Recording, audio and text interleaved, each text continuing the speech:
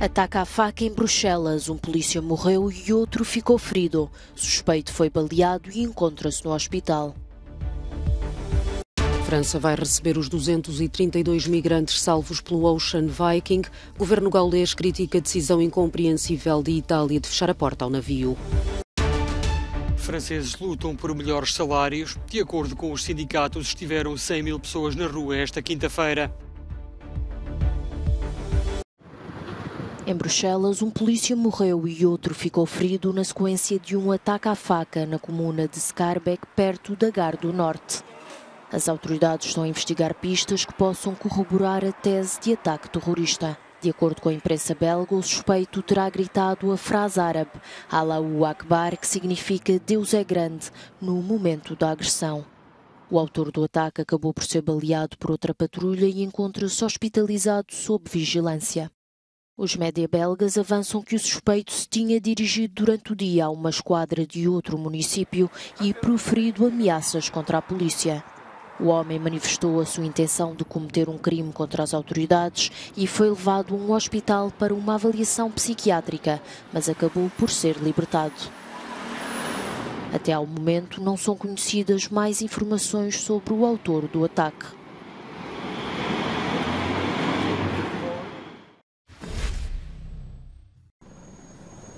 Depois de quase 3 semanas de incertezas e de as autoridades italianas lhe terem fechado a porta, França aceitou receber o navio Ocean Viking. A decisão de Itália levou o governo gaulês a acabar com o impasse que punha em causa a vida de 232 pessoas resgatadas no Mediterrâneo. Cada hora adicional de navegação coloca a vida de alguns dos passageiros em grande risco.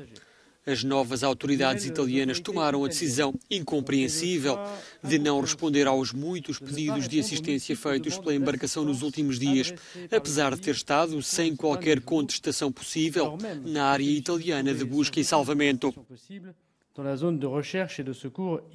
A Guarda Costeira Francesa já transferiu 3 migrantes gravemente doentes para o hospital, enquanto a SOS Méditerranée dizia ter recebido a notícia com alívio, mas com sabor amargo pelas provações que foram obrigados a passar os migrantes resgatados.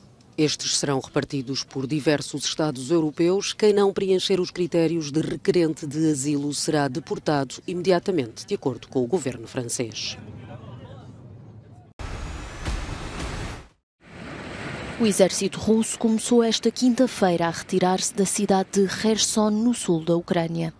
Volodymyr Zelensky mostra-se prudente após este anúncio e pede extrema cautela para que não se corram riscos desnecessários.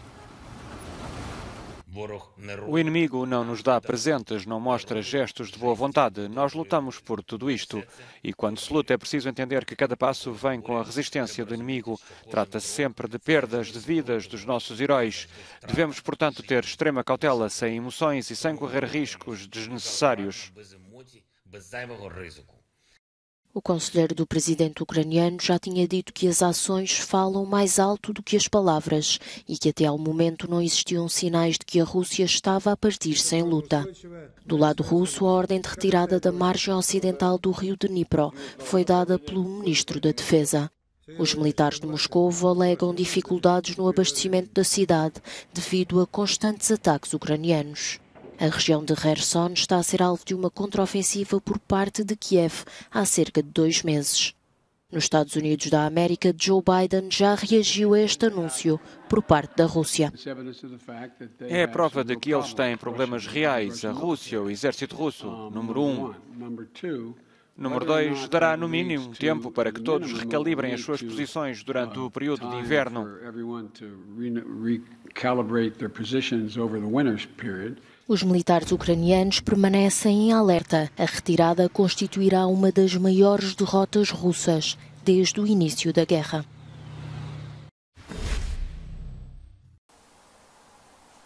Vassilina, uma jovem estudante de informática em Moscovo, é uma das muitas pessoas a engrossar as estatísticas de consumo de antidepressivos na Rússia. Segundo um estudo divulgado pela agência TASS, as vendas deste tipo de medicamentos aumentaram 70% nos primeiros 9 meses deste ano, em comparação com o mesmo período do ano passado, o que coincide com a eclosão da guerra na Ucrânia. Durante 2 meses deixei de sair de casa e deixei de ter forças para fazer o que quer que fosse.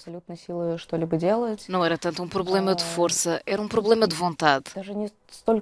Porque deixamos de ver sequer uma razão para fazer alguma coisa. A guerra e todos os efeitos colaterais estão a fazer os russos pagar um preço elevado em termos de saúde mental.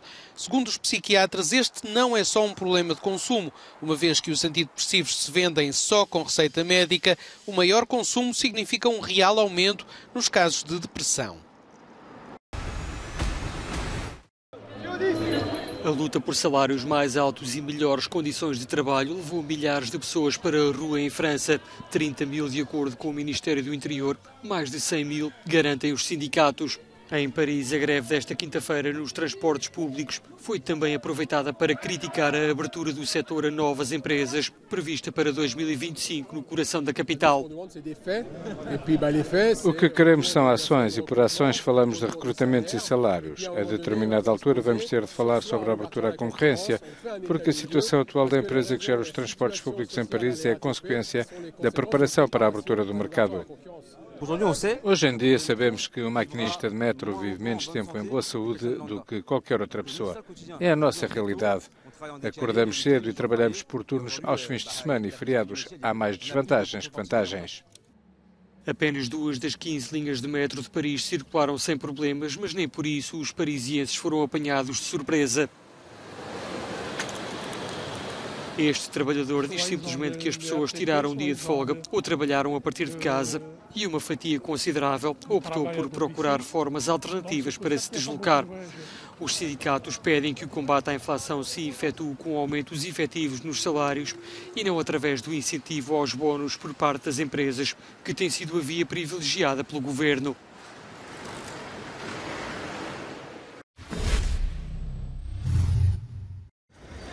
Na COP27 a decorrer no Egito prosseguem as negociações políticas em torno do ambiente, mas não só. Há também espaço para eventos paralelos centrados em vários projetos inovadores.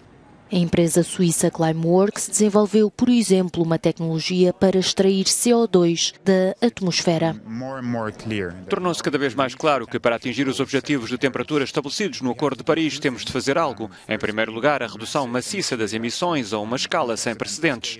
Mas precisamos também de empregar tecnologias de grande escala que possam remover o CO2 da atmosfera. Estas discussões paralelas integradas na COP são também uma oportunidade para examinar os prós e contras das soluções propostas.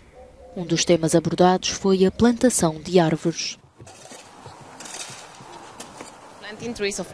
A plantação de árvores pode, evidentemente, ser uma solução do ponto de vista do mercado, também do ponto de vista do ecossistema. As outras soluções estão relacionadas com a conservação da floresta, com o manter os ecossistemas tal como eles são e preservá-los ao longo do tempo.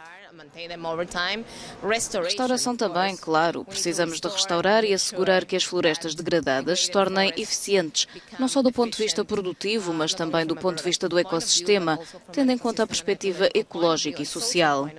Estes eventos não influenciam diretamente as negociações entre governos e organismos mundiais, mas contribuem para o debate climático entre os políticos, a sociedade civil e a indústria.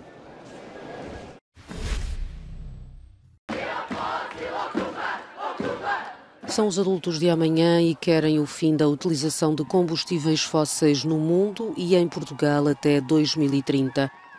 Mais de uma centena de estudantes de escolas de Lisboa, entre elas o Liceu Camões, várias universidades e a Escola Artística António Arroio, manifestam-se desde segunda-feira. Um protesto que levou mesmo ao encerramento deste último estabelecimento de ensino. Os alunos consideram que não estão a ser ouvidos.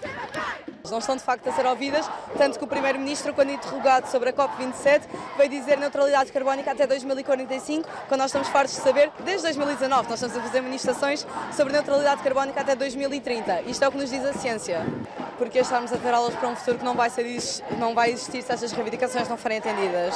Na sua intervenção na COP27 na terça-feira, António Costa admitia que é obrigatório acelerar a transição energética. Portugal, dizia, investe há 15 anos nas energias renováveis e depende por isso menos e está mais seguro do ponto de vista energético. O primeiro-ministro considerava as metas do país ambiciosas e o objetivo é antecipá-las de 2050 para 2045.